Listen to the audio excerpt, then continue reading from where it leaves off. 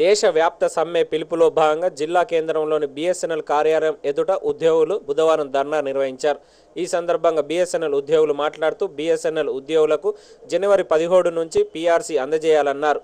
BSNL దేశవ్యాప్తంగా operation ప్రాఫిట్లో ఉన్నప్పటికీ నష్టం పేరుతో వేతన సవరణలు జాప్యం చేస్తున్నారని విమర్శించారు. ఈ కార్యక్రమంలో బీఎస్ఎన్ఎల్ ఉద్యోగులు తదితరులు పాల్గొన్నారు.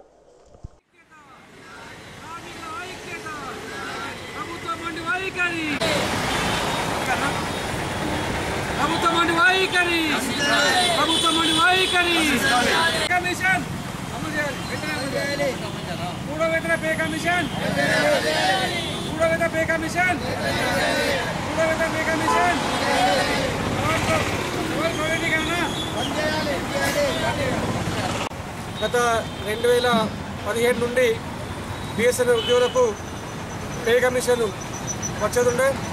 దాని తాత్పర్యంలో మేము 2 రోజుల స్ట్రైక్లో పాల్గొంటున్నాం. అది ఆల్ ఇండియా పిలుపు మేరకు స్ట్రైక్లో పాల్గొంటున్నాం. బీఎస్ఎన్ఎల్ వ్యవస్థ కార్పొరేషన్ వారు మేము లాభంలో ఉన్నాం.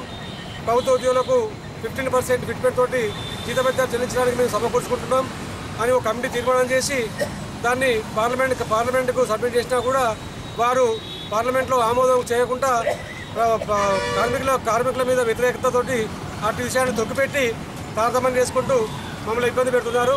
తర్వాత జియో కంపెనీకి మిగతా ప్రైవేట్ కంపెనీలకు మేము లాస్లో ఉన్నాం, మేము నడపలేని బాబు అని పరిస్థితుల్లో వాళ్ళు ముట్టుకున్నా కూడా వాళ్ళకి సబ్సిడీ ఇచ్చుకుంటూ వాళ్ళకు రుణ సదుపాయం కూడా కల్పించుకుంటూ వాళ్ళని పైకి లేవడం, గవర్నమెంట్లో ఉన్నటువంటి బీఎస్ఎన్ఎల్ కంపెనీకి సరైనటువంటి స్పెక్ట్రమ్ ఇవ్వకుండా అనగదొక్కడం, ఇది ప్రభుత్వం చేసినటువంటి నిర్లక్ష్య వైఖరి.